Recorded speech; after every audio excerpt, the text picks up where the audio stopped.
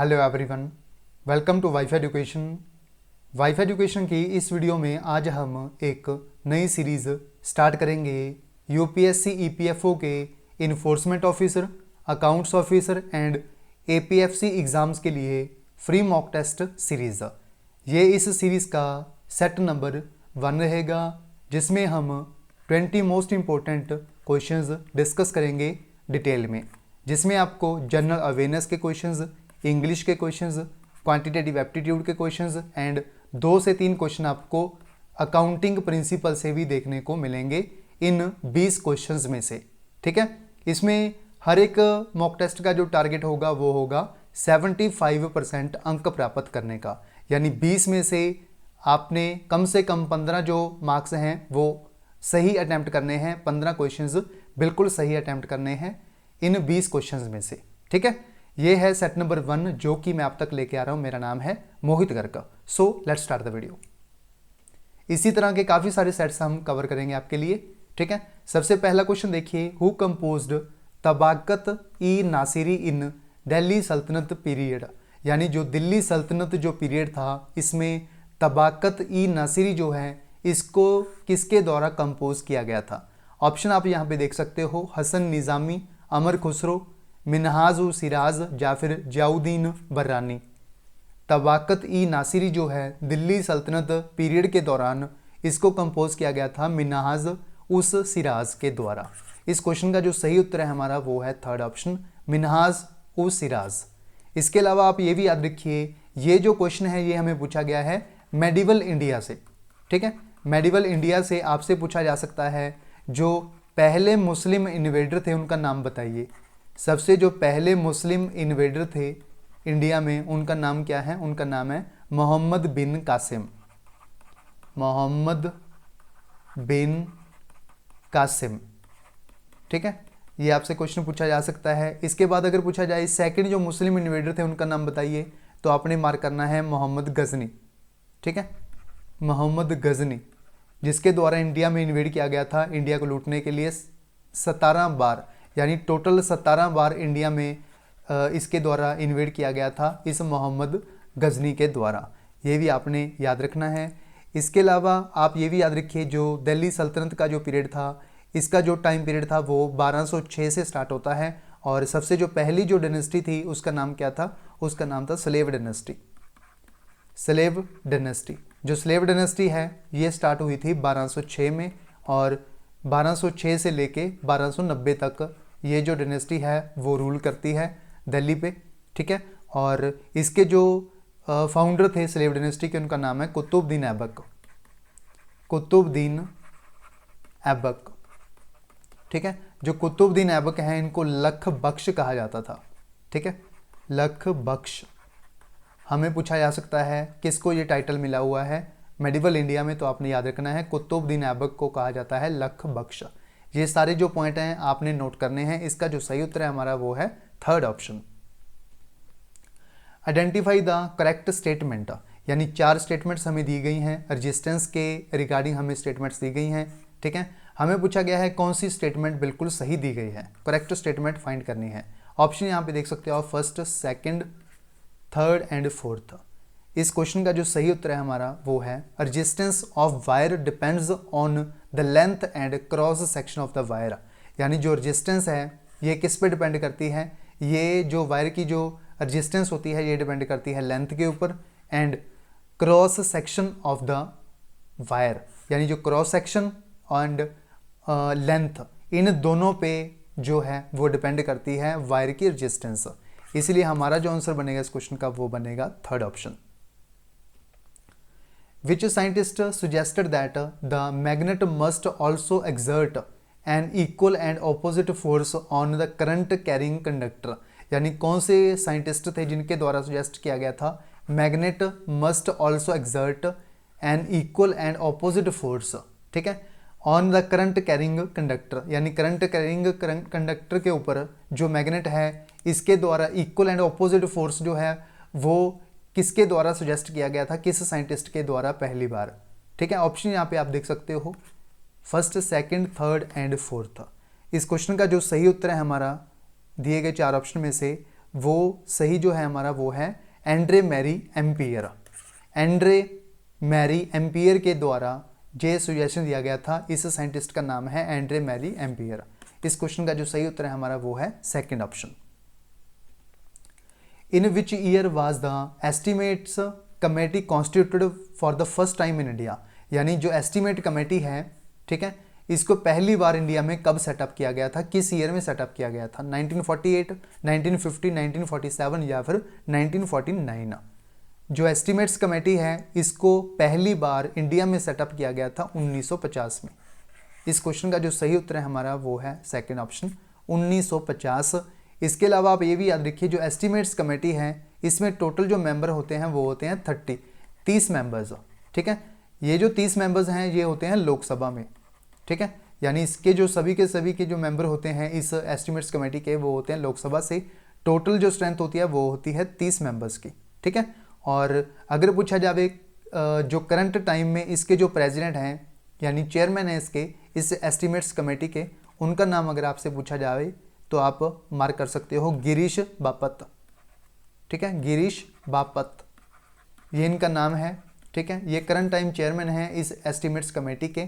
आपसे टोटल जो मेंबर हैं वो भी पूछा जा सकता है, 30 मेंबर्स होते हैं, लोकसभा से होते हैं 30 के 30, ठीक है, ये भी आप याद रखिए। आंसर बनेगा इस क्वेश्चन का 1950। Identify which of the following statements are correct, यानी इसमें 3 स्टेटमेंट्स हमें दी गई हैं, ठीक है, और हमें फाइंड करनी है करेक्ट स्टेटमेंट्स, ठीक है। सबसे पहली जो स्टेटमेंट है वो देखिए, Hindustan copper limited HCL was incorporated on 9th of November 1967, यानी जो HCL कंपनी है ये इनकॉर्पोरेट हुई थी कब? 9 नवंबर 1967 को, 1967 को। ये स्टेटमेंट बिल्कुल सही हमें दी गई है। उसके बाद सेकंड स्टेटमेंट देखिए, the Khetri copper complex KCC is located in Rajasthan. जो KCC है, ठीक है, खेतरी कॉपर कॉम्प्लेक्स, ये राजस्थान में लोकेटेड है, ये भी बिल्कुल सही स्टेटमेंट है, ठीक है। उसके बाद थर्ड स्टेटमेंट देखिए, the headquarters of mineral exploration consultancy limited is located in Jaipur, यानी जो मिनरल एक्सप्लोरेशन कंसल्टेंसी लिमिटेड जो है इसका जो मुख्यालय है, हेडक्वार्टर है, वो कहाँ पे है? जयपुर में, ठीक है। इसमें जो ये जो हेडक्वार्टर है, मुख्यालय है, ये गलत दिया गया है।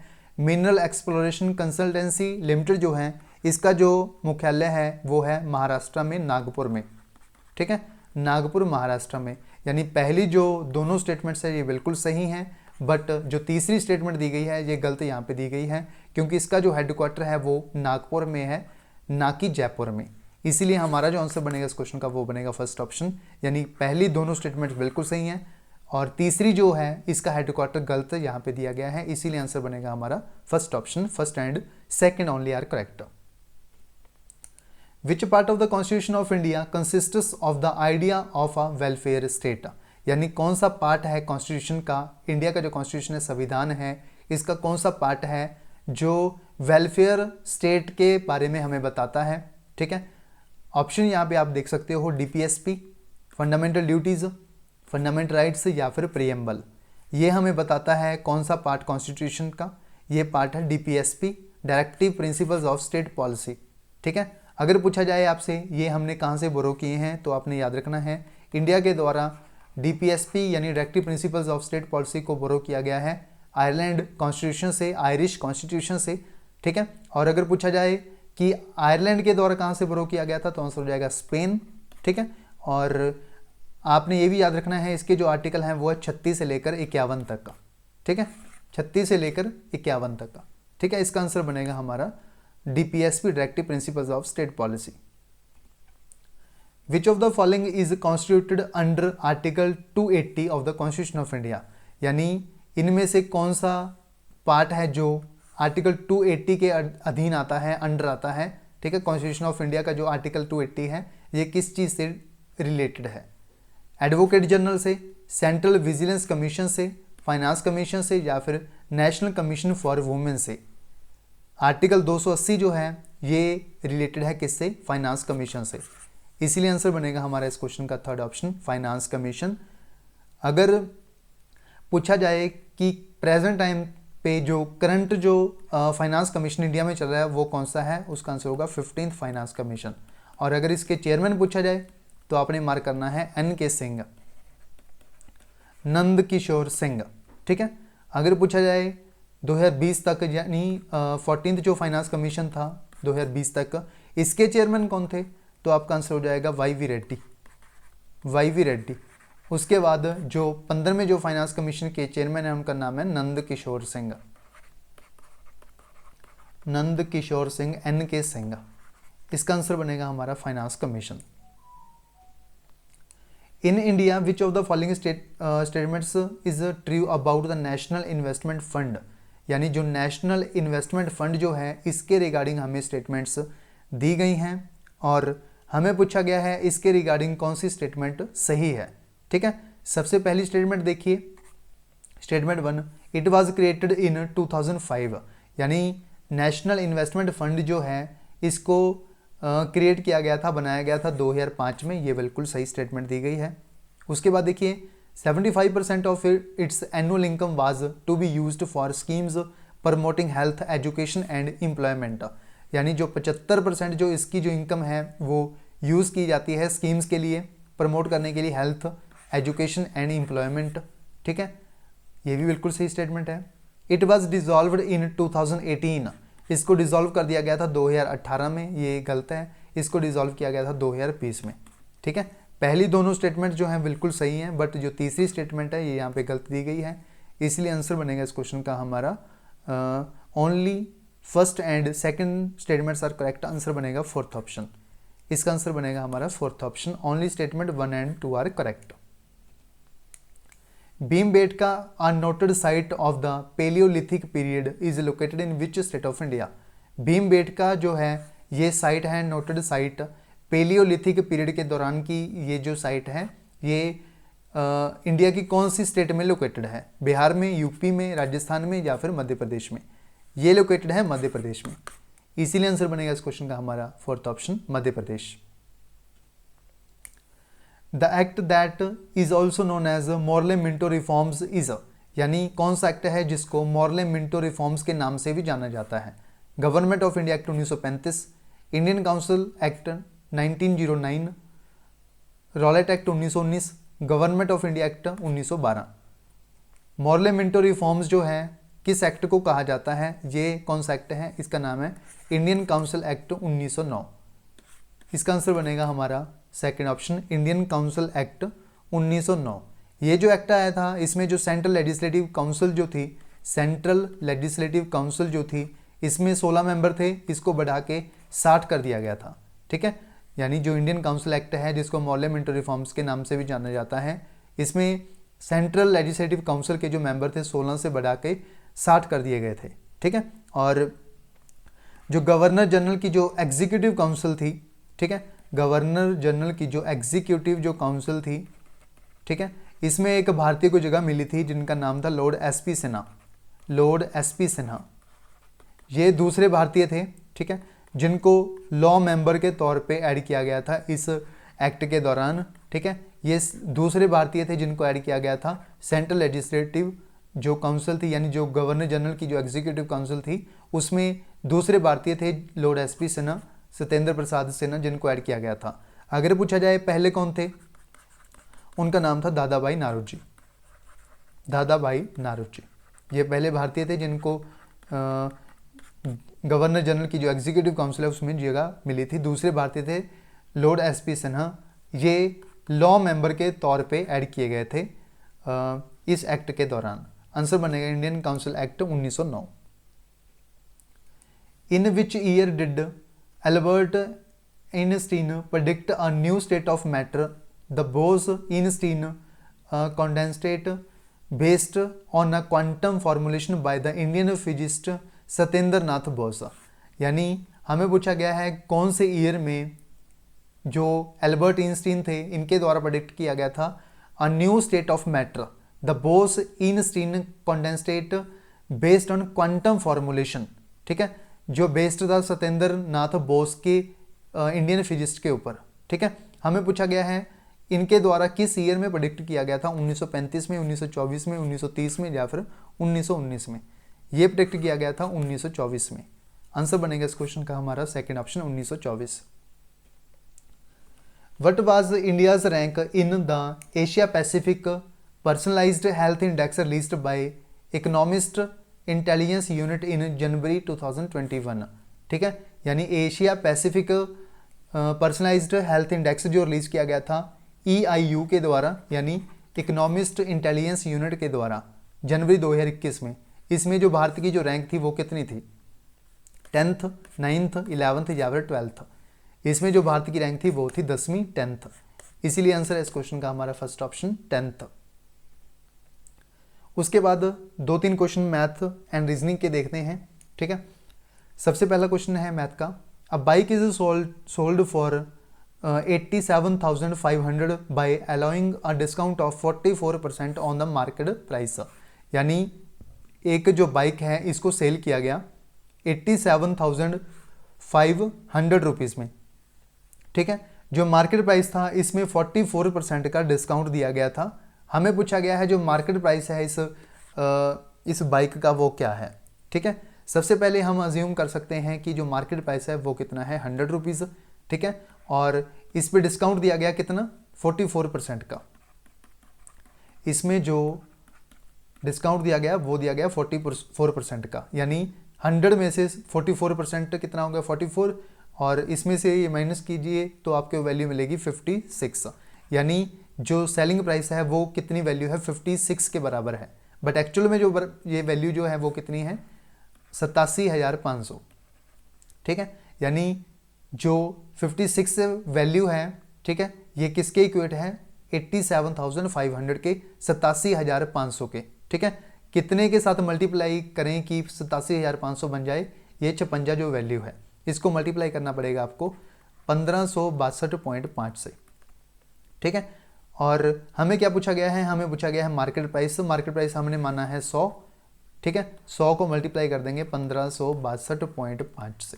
ठीक है, 1562.5 को मल्टीप्लाई करोगे आप तो आपको वैल्यू मिल जाएगी 50।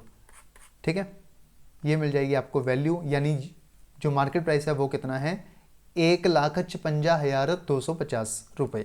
यानी इस क्वेश्चन का जो सही उत्तर है हमारा वो है थर्ड ऑप्शन, 1,56,250 रुपीज़। आंसर बनेगा इस क्वेश्चन का हमारा third option. If interest be compounded half yearly then find the compound interest on 8,000 rupees at the rate of 20% per annum for 1 year. यानी 8,000 रुपये पे कंपाउंड इंटरेस्ट कितना होगा एक साल पे, 20% पर एनम पे, बट जो इंटरेस्ट है वो हाफ ईयरली लगाया जाता है। ठीक है, इसमें हमें पूछा गया है इंटरेस्ट कितना बनेगा, कंपाउंडेड जो इंटरेस्ट बनेगा।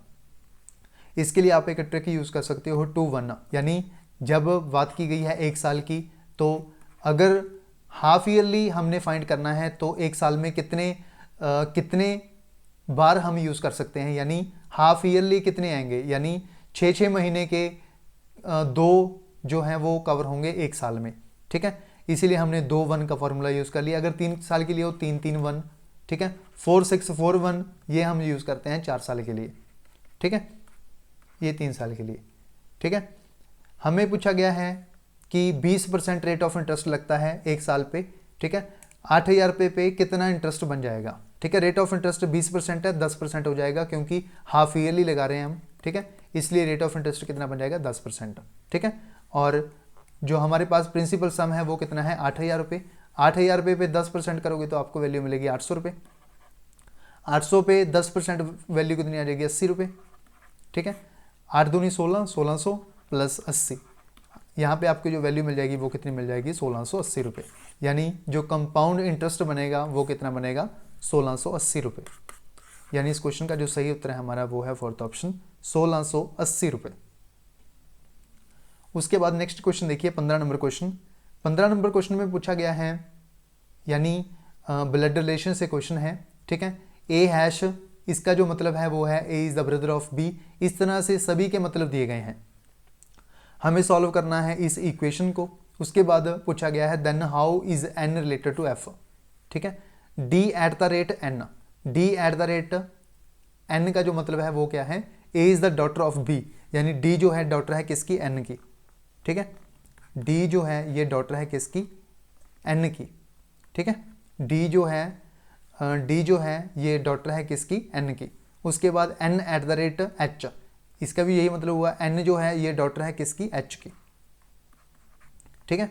उसके बाद and, h and y, and का जो मतलब है वो क्या है, is the husband of b, यानी जो h है ये हस्बैंड है किसका, y का, ठीक है। इसी तरह y@ मतलब यानी y जो है डॉटर है किसकी, f की, ठीक है। यहाँ पे बन जाएगी y जो है ये है डॉटर किसकी, f की, यहाँ पे इसकी डॉटर बन जाएगी। उसके बाद f%v, परसेंट का मतलब क्या है, a is the wife of b, यानी f जो है ये वाइफ है किसकी, f जो है ये वाइफ है किसकी, v की, अवी, ठीक है। तो ये हस्बैंड हो जाएंगे जो v है, ठीक है। पूरी की पूरी जो हमारे फैमिली ट्री है वो बन चुका है। उसके बाद how is in n related to f, n का जो रिलेशन है इस f के साथ क्या है, ठीक है। यहाँ पे आप देख सकते हो सेकंड जनरेशन की बात हो रही है, और सन्स वाइफ नहीं हो सकता, डॉटर नहीं हो सकता, ठीक है। सिस्टर्स डॉटर नहीं हो सकता, डॉटर्स डॉटर है, ठीक है। जो f की डॉटर है वो है y की आगे डॉटर है कौन, n, इसीलिए ये क्या बन जाएगी, डॉटर्स डॉटर। इसलिए हमारा जो आंसर बनेगा इस क्वेश्चन का वो बनेगा थर्ड ऑप्शन, डॉटर्स डॉटर। उसके बाद देखिए अकाउंटिंग कंसेप्ट से क्वेश्चन देखते हैं। Preliminary expenses are the examples of, जो प्रीलिमिनरी एक्सपेंसेस जो हैं ये किसकी एग्जांपल हैं, कैपिटल एक्सपेंडिचर की, कैपिटल गेन की, deferred revenue expenditure, revenue expenditure expense. Preliminary expenses जो हैं ये किसका पार्ट है, ये एग्जांपल्स हैं किसकी, ये एग्जांपल्स हैं किसकी, डेफर्ड रेवेन्यू एक्सपेंडिचर की। इसीलिए हमारा जो आंसर बनेगा इस क्वेश्चन का वो बनेगा C option, deferred revenue expenditure. Income and expenditure account is, income and expenditure account जो है ये किस प्रकार के अकाउंट हैं, रियल, पर्सनल, नॉमिनल या फिर capital. Income and expenditure account जो हैं ये हैं नॉमिनल अकाउंट, इसलिए आंसर बनेगा इस क्वेश्चन का हमारा सी ऑप्शन, नॉमिनल अकाउंट। उसके बाद इंग्लिश के क्वेश्चंस कुछ देखते हैं हम। Select the most appropriate antonym, ठीक है। यहाँ पे एक वर्ड दिया गया है कोलोसल, ठीक है। इसका जो एंटोनियम है वो हमें पूछा गया है। The colossal building stood amidst the ruins bearing signs of Victorian architecture, ठीक है। कोलोसल जो है इसका एंटोनियम पूछा गया है। आप ऑप्शन यहाँ पे देख सकते हो, इनॉर्मस, एक्स्ट्राऑर्डिनरी, क्वांट या फिर टाइनी, ठीक है। कोलोसल का मतलब होता है बड़ा, विशाल, और इसका जो ऑपोजिट वर्ड है वो है टाइनी। आंसर बनेगा इस क्वेश्चन का हमारा fourth option, tiny. Select the option that can be used as a one word substitute, यानी वन वर्ड सब्सटीट्यूट हमने फाइंड करना है। विलफुल डिस्ट्रक्शन, विलफुल डिस्ट्रक्शन के लिए वन वर्ड सब्सटीट्यूट हमने फाइंड करना है, डिजास्टर, कॉम्ब्यूशन, कैलेमिटी या फिर सैबोटेज। विलफुल डिस्ट्रक्शन जो है इसके लिए वन वर्ड सब्सटीट्यूट हम यूज कर सकते हैं वो है सैबोटेज। आंसर बनेगा इस क्वेश्चन का हमारा फोर्थ ऑप्शन, सैबोटेज। उसके बाद नेक्स्ट क्वेश्चन देखिए, last question.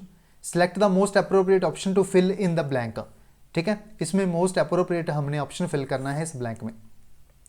A good leader should be ready to dash criticism, settle, meet, face या फिर कैरी। इसमें आएगा face. A good leader should be ready to face criticism, यानी जो गुड लीडर है वो रेडी होता है क्रिटिसिज्म को भी फेस करने के लिए, ठीक है। इसलिए आंसर बनेगा इस क्वेश्चन का हमारा C option, third option, face. A good leader should be ready to face criticism. So ये था हमारा यूपीएससी ईपीएफओ के लिए जो हमने सीरीज स्टार्ट की है, उसका फ्री मॉक टेस्ट सीरीज का सेट नंबर 1, जिसमें हमने 20 मोस्ट इंपॉर्टेंट क्वेश्चंस डिस्कस किए हैं विद एक्स्ट्रा इन्फॉर्मेशन। इस सीरीज़ में हम काफ़ी सारे जो टेस्ट्स हैं वो डिस्कस करेंगे, काफ़ी सारे क्वेश्चंस आपके लिए कवर किए जाएंगे इस सीरीज़ में।